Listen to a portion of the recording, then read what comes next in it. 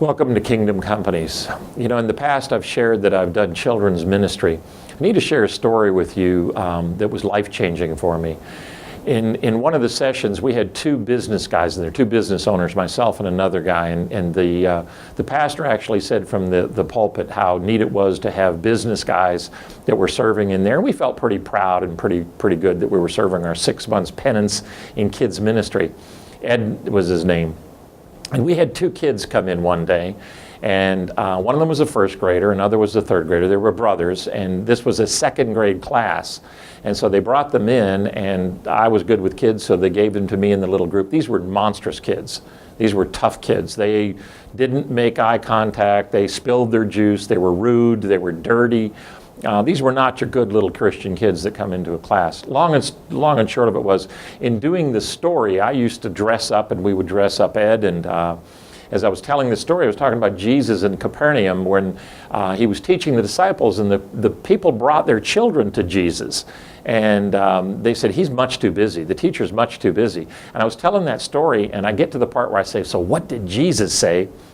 And Matthew, the oldest of the kids, let out this horrendous burp. I mean, it was a classic burp. The thing was great. And everybody started laughing, and then some kids are going, what the, because their fathers have taught them this stuff. So they're doing this, lost the whole moment, lost the teaching. Class ends, kids leave. Well, the two visitors are not allowed to leave. They're kind of over in the corner waiting for their mom and dad to get them, and the teachers are in the back, and they're patting me on the back about, you did such a good job, and those kids ruined it. And I was feeling sorry for myself as I prepared, and they ruined it. And Ed's going, we should do with this with the kids. And a paper airplane comes and it hits me right here. Well, one of those kids threw it. So I go over, sit in one of those stupid little kid chairs, and I'm just giving it to them. You know, you too. When your mom and dad get here, I'm going to, and the littlest one started to weep. And I'm not talking about cry. It's like stuff flying out of his face and his nose. He was weeping. I was suddenly taken aback, and my first thought was, uh-oh, child abuse. He's afraid for me to tell his dad. And I said, okay, calm down. It might not be that bad. And then the older one started to cry.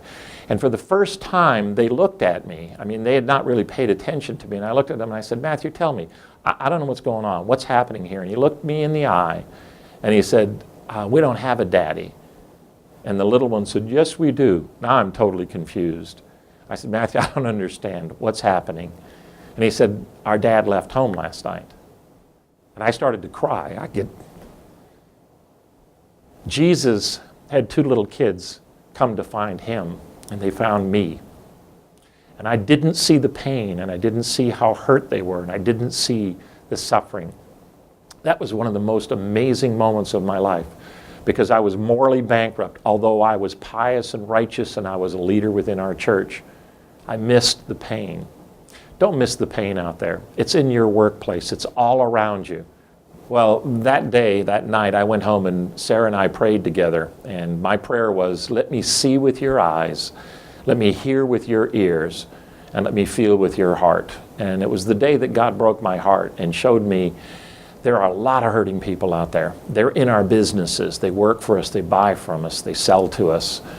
So why don't we be the Jesus that people would see? Not because we preach to them, that we politicize it, but because we love them the way he loved them. So if you're going to pray that prayer, know that God is the God of the brokenhearted. And for you to be able to see the pain, he's probably going to give you some brokenhearted experiences. This has been a V-Couragement. Have a great and blessed day.